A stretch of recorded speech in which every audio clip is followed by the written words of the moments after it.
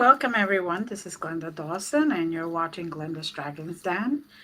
LD couldn't make it today. I have him doing another mission, and he is very nicely has accepted those missions. So I could be here with you and introduce you to another phenomenal person. And of course, this she's already been on our show, but there's always more. There's more layers to a person. There's more layers to what they have to bring and what they're sharing with the world.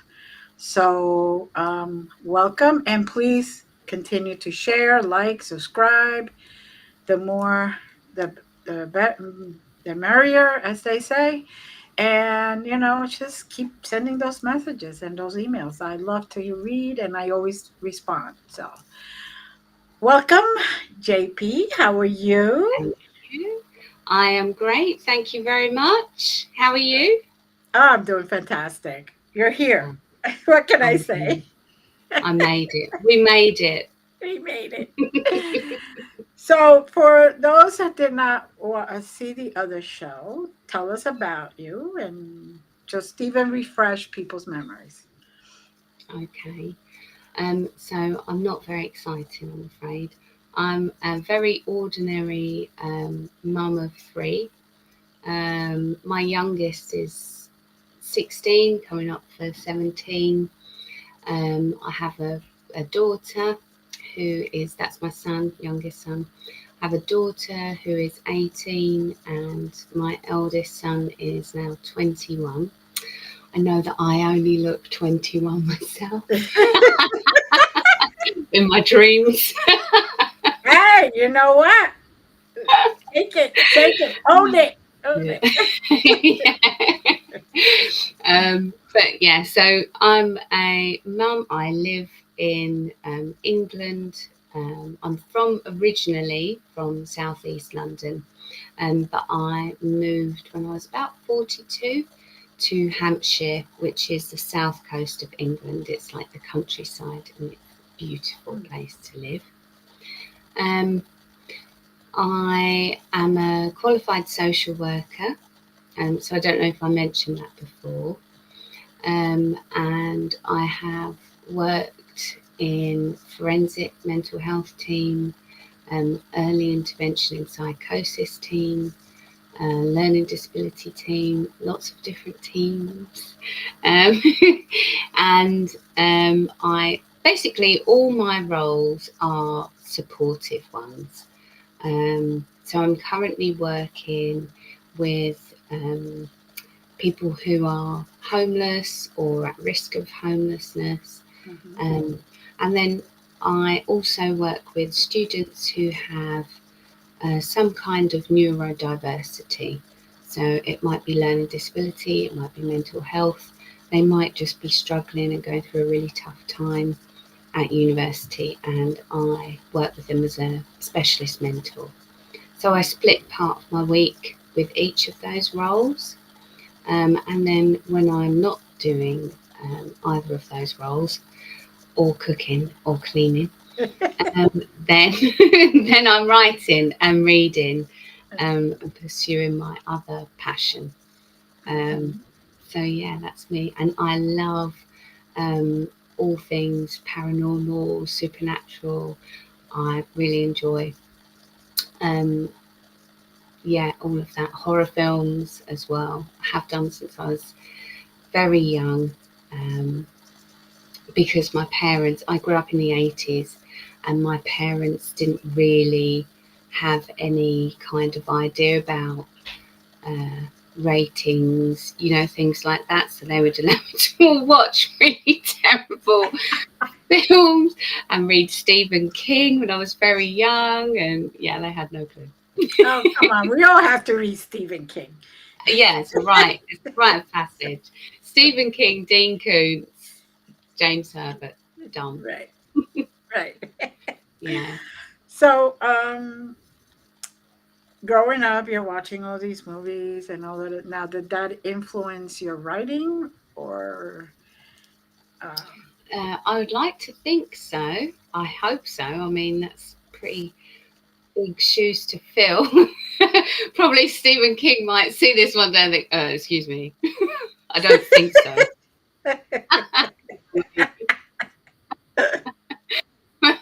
I wish. Yeah, I mean, everything, as a writer, everything influences you, I would say. So, what I read as a teenager and then growing up was a weird combination between really frightening, scary, atmospheric books and horror books and thrillers. And we used to have this thing here called Mills and Boon, which was like this old fashioned, I suppose they call it sweetheart romance now. And I would literally read thousands of those books as well. So I think that my stories always have a bit of cross genre in them. So there's a bit of romance, but I don't know if I adhere to their romance tropes because I know they're quite, specific, the romance tropes. Right. So I'm not sure that I quite adhere to it, but there's always a bit of romance in my book, an undercurrent of love. And yes, for sure. I mean, I love Dean Koontz and Stephen King were like my favourites, I think. And so I would like to think that because Dean Koontz and Stephen King are both, they're quite they write quite scary, frightening stories, quite thrilling, but they also have an undercurrent of hope. There's underlying themes quite often of hope and of love and friendship. And probably those same themes run through my stories, or I've tried to thread them through anyway. So, sounds good. What about your first book? Tell us about your book. So the first, actually, I mean, I don't know if I said before, but the very first book that I wrote was an autobiographical novel. And so it was, I got it edited, like I worked with an editor and proofread it and everything. And then when it came to getting it published, I had approached a couple of literary agents, and then I had thought better of it because I thought actually I had written it too true to life. Sometimes we don't want that out there. It's just the end. Yes. And once it's out there, isn't it? And also, some of it wasn't true because it was a novel. But I was thinking, well, people probably won't be able to distinguish between what is true and what isn't. They'll just assume it's all true. And I thought, oh, God, it's too much. And then, so I sort of put that to one side and won't be publishing that one. But I still had the bug to write. I've always had it, always written poetry and scraps of stories and short stories anyway. So I continued and I decided I was going to write a long form novel. And I had started going to this creative writing course, and it was an advanced creative writing course, and that helped me to keep momentum up and practice with my craft. And I joined a writers club online, and they gave me lots of tips because although I have a degree in social work, not a degree in creative writing. So although my English was quite good, I knew that there were things that there's always more to learn, no matter how much you know or how much you might already start off as okay. There's always ways that you can polish and improve. No one's perfect, least of all me. God exactly.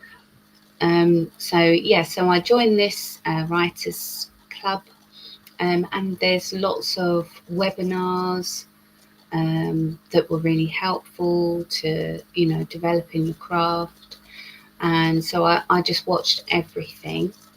And then also So alongside the practical aspects of writing and publishing, as I was looking more into that and just finding these podcasts that were really helpful to self-published and independent authors. So things like Writers Inc. over in America, the self-publishing show here in the UK, and Joanna Penn podcast here in the UK. I was also working on, I suppose I wasn't actively working on, my subconscious was working on ideas for stories. So the beginning of my first novel, Psychic Voices, it was originally called A Psychic Subterfuge. But loads of people said, we don't know what the hell that means, please. So I listened. Yeah, sometimes it helps to throw something out there and let them tell you what they feel. Yeah, that's it. So it's called Psychic Voices. And I actually dreamt the beginning and I think the end. I dreamt. And the middle, I had a terrible nightmare actually, the end. I remember like waking up really frightened. It was quite scary. There's a part where the main character, shall we say, is being pursued. And that's the part that I had dreamt. So there was that, and so that was one part of the inspiration, and another part was my working environment. So remember, I worked in mental health for years and forensic team for years, so I've spent a lot of time in like psychiatric units and hospitals and supporting clients who've got mental health conditions and seeing the differences and noticing the differences in their behaviours when something is wrong and when they're struggling, and listening to their stories, what's going on inside people's minds and things, and also just guesswork of imagining and trying to empathise with people when they're going through their troubles.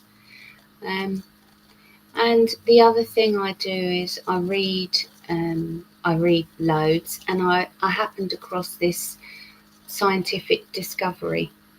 It was a study that was going on, and I thought, I wonder what would happen if if they did that to a human instead, and if the wrong person were able to get their hands on it. Right. So those were all the combination of my inspirations, if you like, for Psychic Voices. And that was my very first published novel. Yeah. The other one is still in the drawer, being kept secret under lock and key. It is. I never printed it, but it's in my documents where it will remain. Safe and sound. There's times where you feel inspired and you write it and you heal through it, but it's not meant for anybody else's eyes. That's so true. Because, you know, at the end of writing that book, I literally felt that it was cathartic, because I literally felt a weight had come off my shoulders. Right. I remember stopping typing, thinking, right, that's it. And I had been unknowingly holding on to bitterness in my heart and some resentment. And I think that writing that book was just so necessary, because one, it helped me to methodically work through issues and things that had happened, and I could see triggers to certain events and what had happened, why. But I could also see positive outcomes from supposedly bad, unlucky events, and how that had, like, for the main character, improved their life and made them stronger and made them more compassionate and just deepened their personality and their character. And I could Mhm. see the parallel in me and my life that I had unconsciously written, you know, my Mhm. own feelings there. Right. And yeah, so it helped. I think you're right. Sometimes we need to, and sometimes just really cathartic. And that whole experience was a positive one. It wasn't a waste of time or Right. money. I mean, imagine how much you pay for therapy. Yeah, exactly. A lot. Yeah, I just paid an editor But to work with me, and that's it. but it is true, sometimes that's why they say journal your feelings and all that. It's not that you're going to show it to her, but you're releasing it. You're getting it out of your psyche, putting it on Yeah, paper, and then when you read it, you're like, wow, okay. yeah, Maybe I so still true. need to work a little bit more on that to get rid of it completely. Oh, I thought I had forgiven them. I guess I wasn't Oh, really completely forgiving them. So, yeah, yes, yes. yeah, it's very And true. now, so that was your very first published Hmm. book. Yeah. And what else are you Well, coming up so with? in that series, so I have like in between big long form like novels, Right. I write short stories. Mm-hmm. Um, Sometimes I want to write, but I don't want to get stuck into a whole long thing. Right. So I'll just write a short story. Um, or like I said before, I have dreams. I Mm-hmm. have so many dreams, and I wake up and I write them in my phone on notes. I've got like I Mm-hmm. could just scroll down notes. I just write the stories down, but not like I couldn't give them to anyone as it's written in note form. So Right. sometimes I basically write them out properly, Mm-hmm. my my story ideas.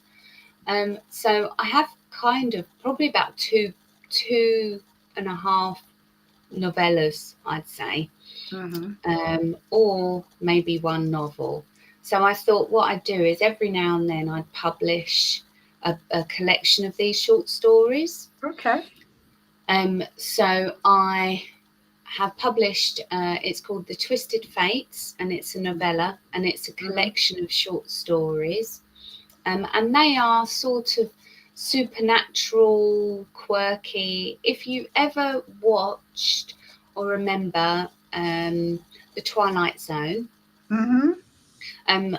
quite a few people have told me it reminds them of that, The Twilight Zone, like those kind of stories. And then I also wrote another novella, which is kind of 1.5 of Psychic Voices in the Mary Jameson Supernatural series. Okay. Um, so that is at the end of the first book, Uh-huh. I've written an epilogue, but there's a jump in the Right. epilogue from the end of the story. So I wrote 1.5 as a kind of bridge. So between the end and the epilogue, you can see what happened. How did she get there? Because the epilogue is like 2 years after the end, so it's Mm. quite a significant jump. At least I Hmm. think it's 2 years. Anyway, there's a jump, and Right. 1.5 bridges that jump. So Good. um, yeah, so I wrote that one, and that is called Psychic Training. Okay. And that's the Mary Jameson supernatural thriller series, but it's her story, how it continues before that epilogue. Mm-hmm. And and I have one here, Psychic Echoes. Oh, yeah. Finally. So I finally published book 2 in the Mhm. Mary Jameson supernatural thriller series. It's such a mouthful. And so I'm really pleased about that. so Psychic Echoes. I had quite a lot of feedback from the first book that it took a long while to start before the action thriller part kicked in. And I kind of did that on purpose, but I didn't want to, I'm just mindful that I don't want to alienate my readers because I really appreciate them.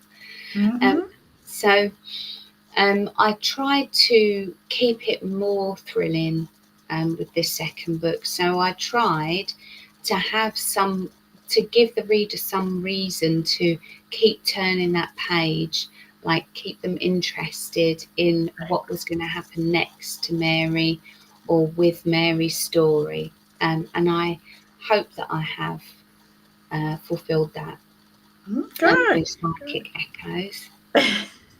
So just tell us a little bit, just to get the readers a little taste of, say, the latest book, just so they can say, oh, okay, sounds interesting.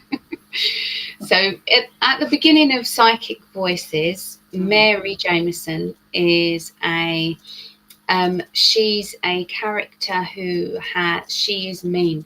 She's basically quite aggressive, verbally feisty and fiery, and her internal voice is quite aggressive. But as you get to know her, and this is why I spent quite a lot of time, as you get to know her, you see why. You understand that she lost her mum, who was lovely, to cancer at age 8. She was in the foster care system. She was in a really abusive foster home, and then she was put back into a children's home where she was bullied terribly. She had no friends. She had a terrible, like childhood and adolescence, like really an awful experience. So you understand why. And then you see her start to blossom, and you see that deep down she's actually a good person. That these kind of behaviours are like a form of defence for her, because she's scared that she won't be loved, that she will be rejected as she has done in the past. And she desperately, comes to care for those around her.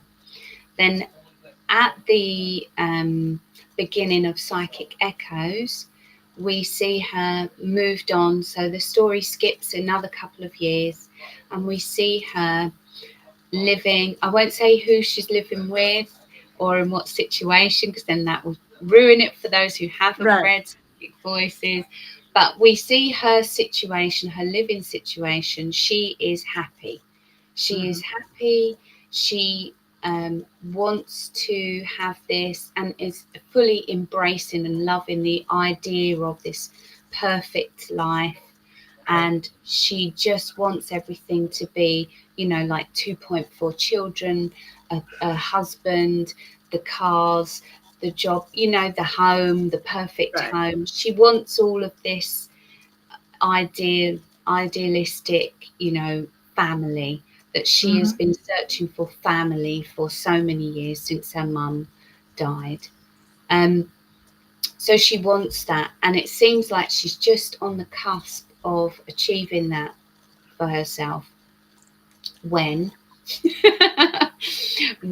she is asked by a friend who's a police officer to help with a search for a missing child.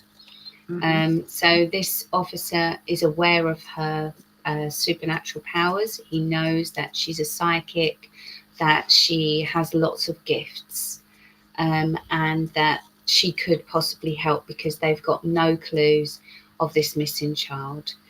So then she kind of has this massive dilemma of, can she, she's deathly afraid of falling into the kind of downward spiral of her mental health, of being overwhelmed by the supernatural gifts that she has, and then that dragging her down into where she was before with her mental health, unable to focus, unable to carry on with her daily life and look after herself.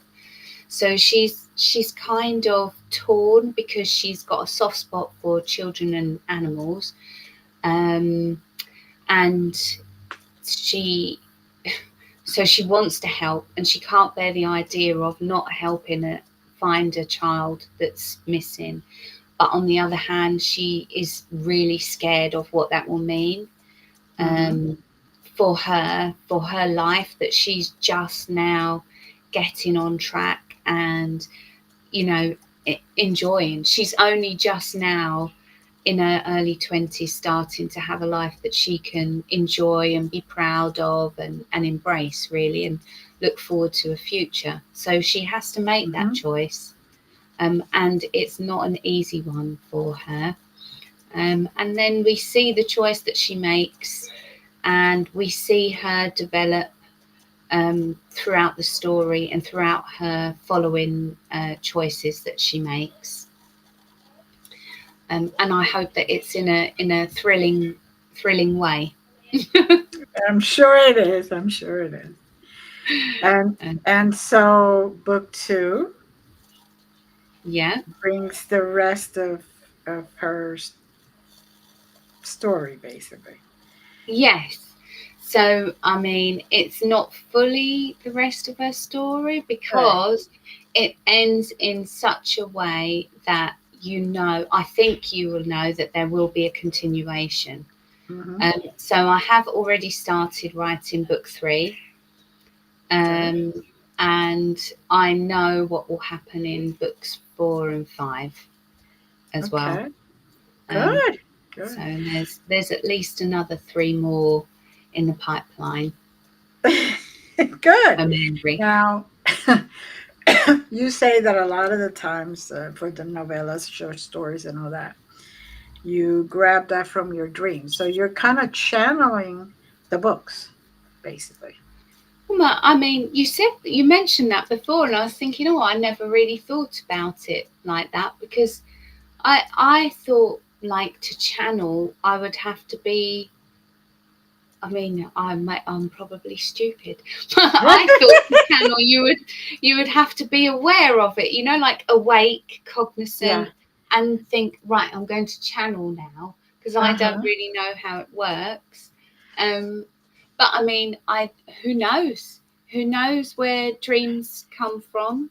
I Really, there's no yeah. definitive answer, is there? So I I'm channeling it from somewhere. Hmm. Well, So I yeah. believe like artists, they look at a blank canvas and they all of a suddenly is like a day or two go by and they could just see what they're going to do. So it's the Mhm. same thing with writing.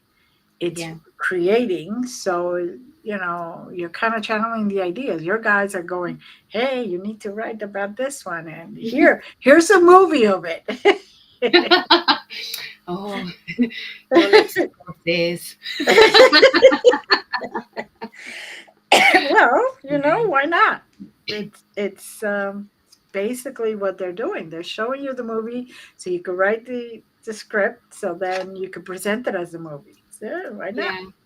And you do see it. I do see my dreams like films. Do you see Hmm. your dreams like Yes. films? Hmm. Yeah, because some people don't, do they? I thought I know. everyone did. Yeah, nope, not everybody does. Yeah, Yeah. no. And if I write them down as soon as I wake up, I remember every single detail. Mhm. Of course, as the day goes on, like a coffee, all that. Yeah. Uh, Yeah, me too. And also, if I have like a plot mhm, problem to solve, sometimes the answer will come to me when I'm relaxed and not mhm, thinking about it. So when I'm in the shower or bath, quite often when I'm walking in mhm, nature, and then the idea will come to me. But sometimes, thinking about that now, sometimes the idea will come to me in picture form then also. mhm. So a picture will flash in, and then I will stop right on my phone again in notes, Yeah, and it will just flow. It will just flow really quickly, easily, and right. once it's like I'm downloading it onto the Exactly. phone. Yeah. Yeah. So it's basically channeling your ideas or channeling the clarity of Yes. what you want. Yeah. Um, that's why I always tell people, if you over focus on something, the answer is not going to appear because your Mm, mind is so thinking that it won't allow any ideas to come in.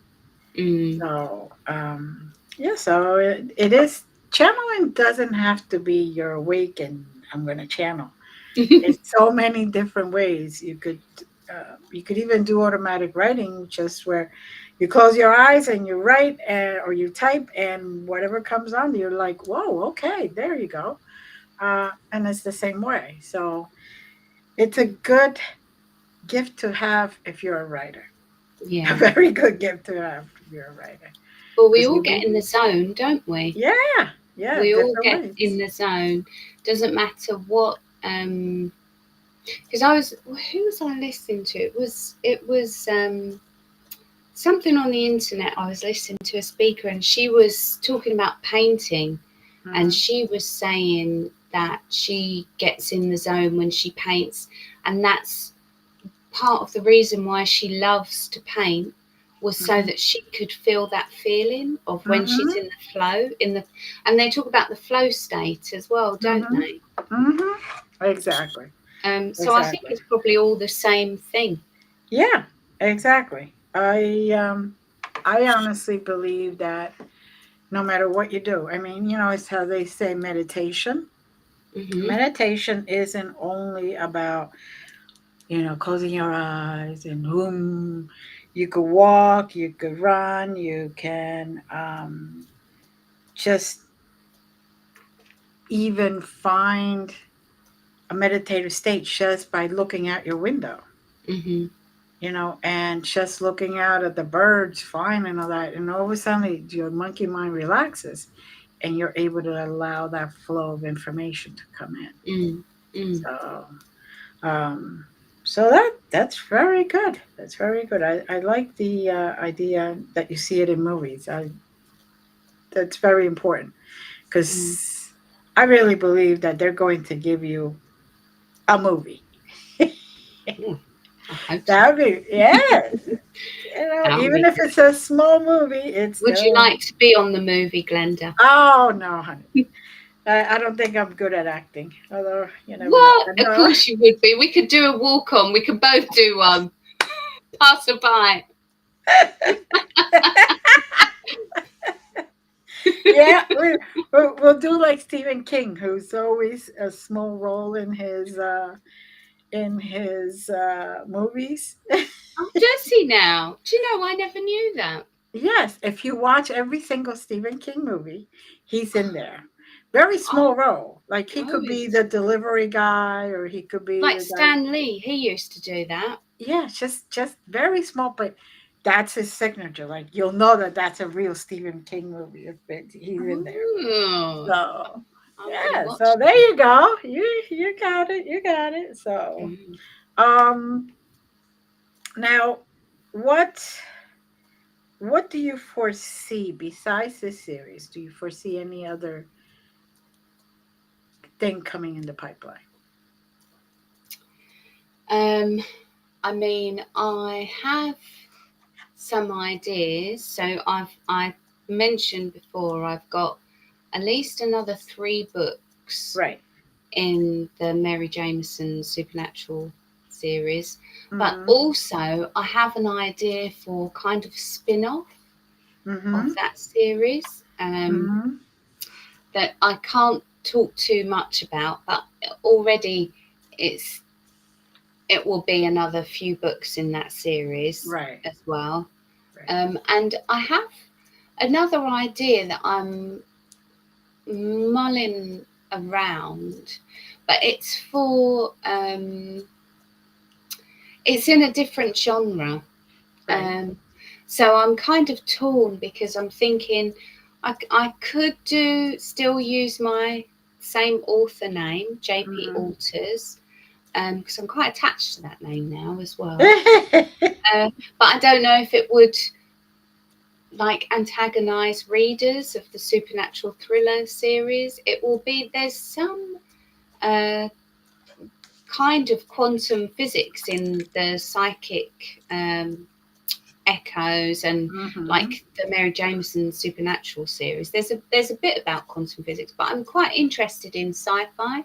So I was Mm-hmm. thinking maybe a sci-fi or maybe a cli-fi, like climate sci-fi Mm-hmm. book at some point, because I did dream the beginning of one of those. And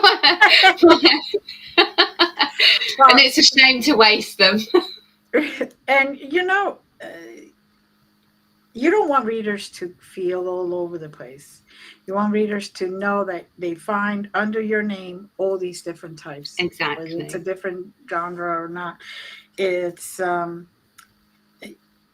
it's something that they will look forward to different types of books, and I think that that is very helpful to keep the same name and just put it all under there. The and that kind of sounds paranormalish too, because It could be. It yeah, could be. everything under paranormal is anything but the normal, right? That's true, you know. Yeah. So it isn't just about ghosts or beings or uh, someone talking from the other side. It's about all these other things. Mm, Um, that why not? Even quantum, if you looked at it in the very beginning, everybody thought that was paranormal. yeah. So, now they realized, hey, there is energy. There is, you are able to jump things and you are able to do all this. So, Yeah. I would just keep it all under the same thing. But Mm, plus, one will be attached to the other one, really. And people will mm, read any one of them and say, oh, I want to read more. that's true. And I So, think I'll still have, like, I have my voice, right. and my style of writing. So Exactly. I think that might develop, but you will always be able to tell one of my books, Mm-hmm. um, you know, as opposed to someone else's, I suppose. I would hope, because we're all unique, aren't we? Right. Right. So we've all got our own styles and our own, like, turn of phrase. Even if we're telling the same story, we all tell it with a different spin, don't we? Exactly. Exactly. We could look at the sky with a full moon, and each one of us could look at the full moon, and then we will look at one star over here. Somebody could look at one star over there. Somebody could say no Yeah. stars. So Yeah. it's it's very, very important to remember all that. So what besides the movies, what else influenced you? Um, so for this book, Mm-hmm. um, I I don't want to say it wrote itself, because it was a real load of hard work. Mm-hmm. But it just seemed so natural. Like, the progression of Mary's story just seemed so natural to me, Right. that it was like it wrote itself. so, so it was. I mean, it did take a lot of editing. I'm going to say Mhm. I had a fantastic editor as well, who There's helped. always a lot of editing, and you're always like, Yes, really? I don't That love. sounded so good to me. What do you I mean? don't love editing, and it's like, it's just soul destroying when you see the Yeah. suggestions. You're like, oh, I can't write the whole thing again. Yeah, Um, basically. There yeah, are times where you're like, it sounded flowy and perfect for me. What do yeah. you mean? I but I thought that was good, but no. Yeah, yeah, yeah. But Rewrite it's it. yeah, it's like the whole thing. You've got to write the whole book again. But it was so worth it, because afterwards, Mhm, you, as you're going through it, like, I felt actually, oh my goodness, there's so much work I have to do. mhm. But and I had written the story really quite quickly, Right. so it did honestly flow. It just came really quickly, and it was like just a natural flow, natural progression. Mhm. A, B, C. It just all was just not common sense, but it was like that almost.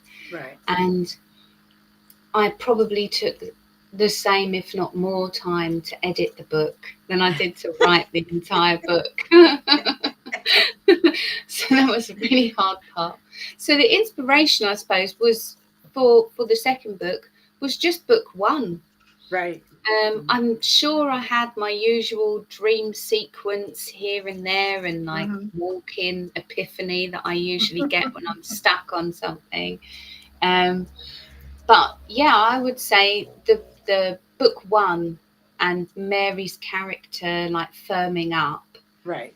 and crystallizing more in my mind. Mhm. Um, that would be the inspiration for book two because, and then, but I weirdly I had I wrote the plot for book three at the same time as I wrote the plot for book two Mhm. because the whole thing just occurred to me. Right. Right. So it just floated. So basically, I think what they wanted you to do is to see where it was going, Hmm. if in case it didn't sound as you're writing it, Oh you know, yeah, because yeah, they wanted you to be able to understand that this is where it's going. She's got to go through these steps before she mm, could get here. So yeah, yeah, yeah. nice, nice. Now, how would you describe what would be the level of I don't know, scariness or keep you at the edge of your seat? Oh, 0 to 5. How's that? well, I don't know because I have been known to watch horror films by myself. So uh, I went to see Smile. Did you watch Smile? no, no. I went to see I Smile by myself. okay, I was okay. frightened. I did. I love, in a way, I love horror movies because it gets me like, oh, whatever. But then I have to turn on all the lights in the house and walk with a flashlight just in case the lights go out. Yeah, no. I So do the same. you know, I do the same. don't sleep basically, but you're coming on. And, Bedroom light on. and this is a girl who does paranormal, who has done paranormal Oh, that's so investigations, cool. walks into haunted properties with no problem. I see a movie, which I know it's not real.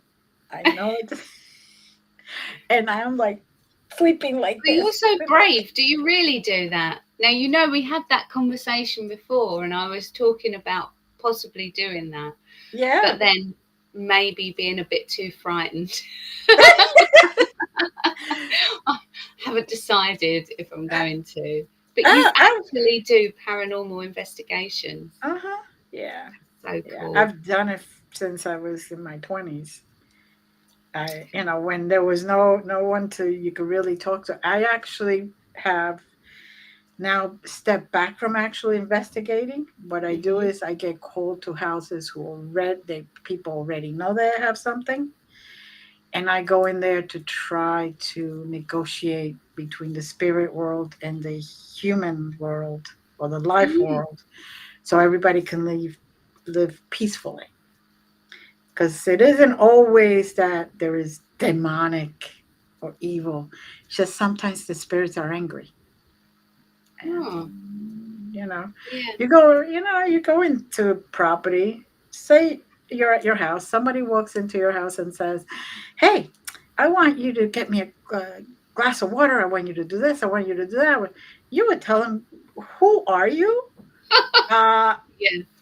no way. You're not, Yeah. you're not ordering me around. So spirits do also get a little Mm. ticked off when people do that. So, So and you're that's, like that lady in Poltergeist. You know the one she says, "This house is clean." That one that saves the day. You're Yeah, going in saving the day. yeah, basically. I mean, Yeah. I don't throw them out if they don't need to be thrown out. Because let's face it, Earth has been around for a long, long time, Mm. and there's a lot of dead people. There must be. You know, They've got to go so somewhere. they got to go somewhere. And yes, they go into the light and all that, but a lot of them are attached to a house. Like, I went to a place where the lady was there waiting for her husband to come from the sea. He went into uh, the naval Hmm. fleet, and I mean, it was a long, long time ago. So she kept walking up the steps all the way to the peak where she could look at the sea and hopefully waiting for. So she stayed with the house. That's so sad. Yeah. So, there's a lot of different things that occur that aspect of your soul cannot leave Mm. because it's stuck in a rewinding Yeah. and redoing. So, And maybe it needs someone like you to tell them, hey, yeah. like Yeah, if you're dead. he's not this way, he's that way, Yeah, if you or go that way, you'll find them there. yeah. So yeah, Oh, so it could be scary, but if you go in there and you do your little prayer or your little protection before you go in there, there's mhm. nothing to be scared about. Actually, it's to me it's a lot of fun because I look at it as history. So I get the real story from the people that are there. Not the it's not always the same history in the history books. So Oh, and so does it? Do you hear them? Are you like? I hear them, I see them. Oh, I Yeah, I have all my clears open. So when I walk oh, into a property or anywhere, I hmm, basically, but I learned how to shut it off oh, because eh, everywhere like you go, Mary. yeah, yeah, just shut it off so you can Yeah, actually participate in the human experience. yeah, yeah, exactly. So, Mm. I am sure you could go in the paranormal. Go with one of those public events that are around. And, you'll have people there who are already done it and are experts and could guide you through everything. Yeah, I was thinking of doing. So remember, I was thinking about doing the one with a church team, a Mm-hmm. deliverance team. Right. But also, I've got some paranormal investigator like groups I've joined on Facebook. Good. So I was thinking of finding one in my local area, and like joining them. I think I would be less scared if there was a few Yes. people. Yes. And you'll look, if you could go and watch horror movies by yourself, it's a shoe in. You could do Yeah, it. and tough it Now out. we are coming close to the end of the show. Is there anything else you would like to tell our audience that you have covered? No, not really. Just thank you. Thank you for everyone. Thank you for your time, for watching, and for getting to know me and a bit about my story. And thank you to those readers who have given me their reading time so far, and maybe will do in the future. Hmm. And I would, if you want to find me, you can find me on Facebook, TikTok. I'm mostly on Facebook though, and sometimes Instagram. And I have my website www dot jpaltersauthor.com. That's it. So you can find me there. Just search my name. And I love to hear from you. I'll be very grateful to hear from you. And thank you so much for having me again, Glenda. It's gone so Oh, thank quickly. you. Like the 4 Yes, thank you hours for went so coming. Yeah. Yes, it always does. We have a lot of fun. And I thank you for coming back. Thank you for, telling us all about the new adventures and what's coming up in the pipeline so we could look forward to it. And thank you to our audience and everyone that's always with us. So remember, like, share, subscribe, and keep sending those emails and comments. We look forward to them. As always, thank you. Many blessings and love you. Lovely. Bye. Thank you.